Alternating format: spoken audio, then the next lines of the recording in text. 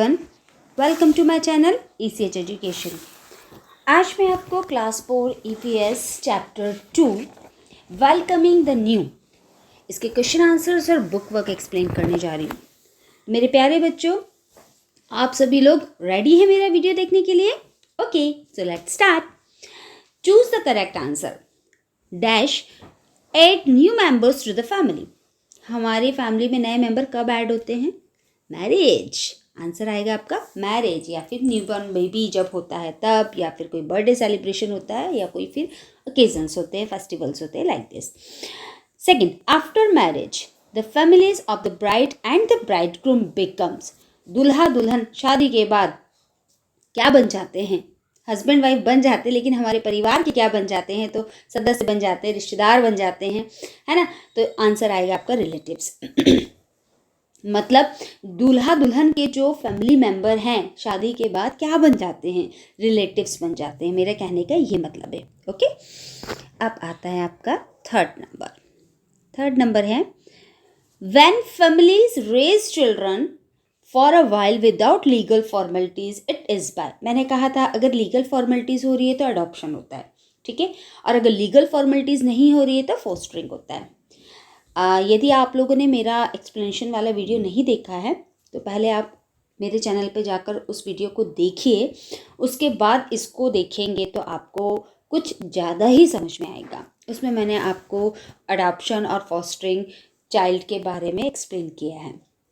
Fourth, animals which reproduce by giving birth to young ones are called mammals. जो बच्चे देते हैं उन्हें बोलते हैं मैमल्स, है ना, और जो अंडे देते हैं वो तो हो गए birds.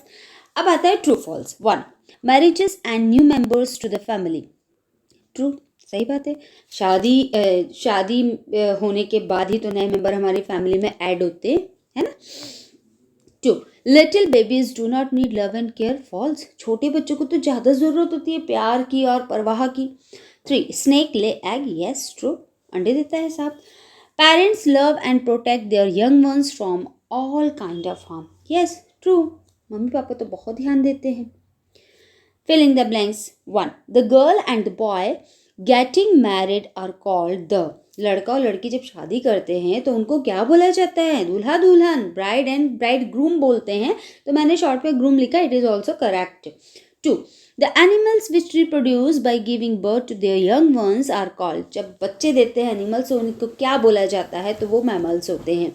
3, dash is the legal process. Legal process के बारे में मैंने बताया था अडॉप्शन, और जो लीगल प्रोसेस नहीं हो रही है वो होती है fostering. 4, the egg dash to help the baby animal come out of the shell. Come out of the shell मतलब कवर से बाहर आ रहे हैं, इट मीन्स अंडे से बाहर आ रहे हैं। तो कब आते हैं? हैच, एग हैच होता है, टूटता है, क्रैक होता है, तब आते हैं, है ना। अब मैचिंग होता है मैमल्स। मैमल्स का आएगा गिव बर्थ, बर्ड, बर्ड ले egg, adoption, legal process, young one of a tiger. कब? टाइगर के बच्चे को कब बोलते? कब नहीं बोलते, कब। कब आया टाइगर का बच्चा? Answer in one word. 1, girl getting married, bride. Okay, लड़के में जो दूल्हा रहता है उसको ब्राइड ग्रूम बोलते हैं, और जो लड़की रहती है उसको ब्राइड बोलते हैं। Legal process of adopting a child, adoption. Okay, process of raising other children for a short period of time, fostering. An animal that hatch from eggs, birds या फिर स्नैक्स। यस। अब आते हैं हम क्वेश्चन आंसर्स पे। तो हमारा first question है what are the ways by which new members are added to a family. Answer है 2 वेज हैं हमारे पास, और आप ना 2-3 और भी ऐड कर सकते हैं एक्स्ट्रा में। मैंने तो इजी किया है, एक मैरिज और एक birth. What is adoption?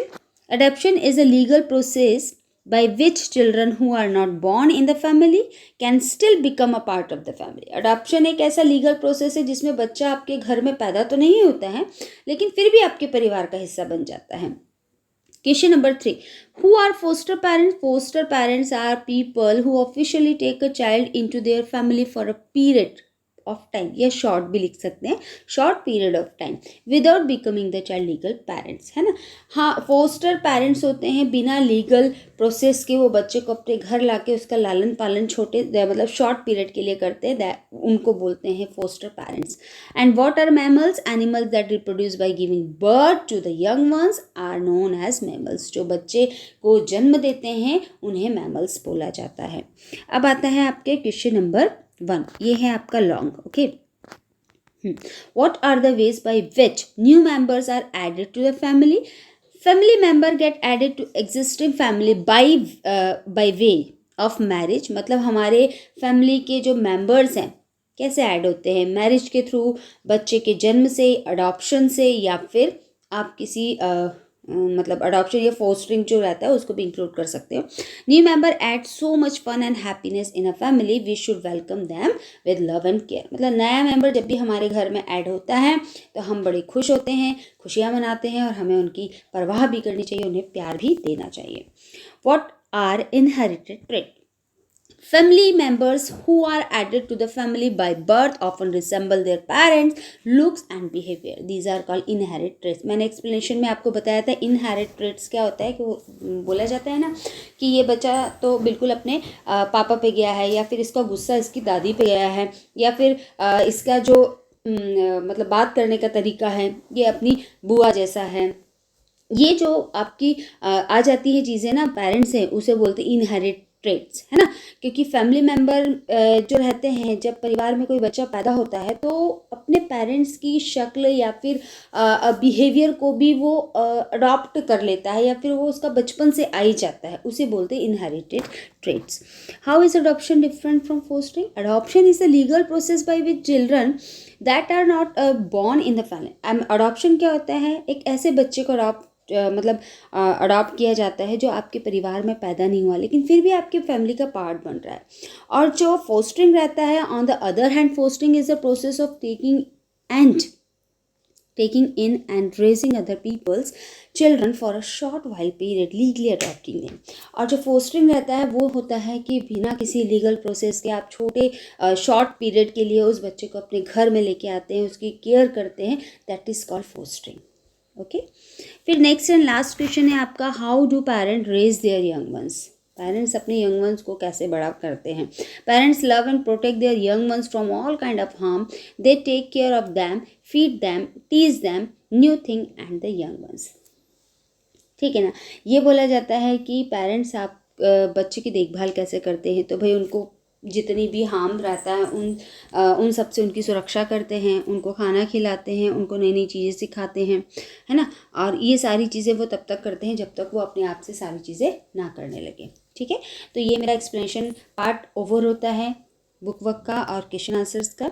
I hope आपको ये वीडियो अच्छा लगा होगा। मेरा वीडियो देखने के लिए thank you so much. Take care, bye bye.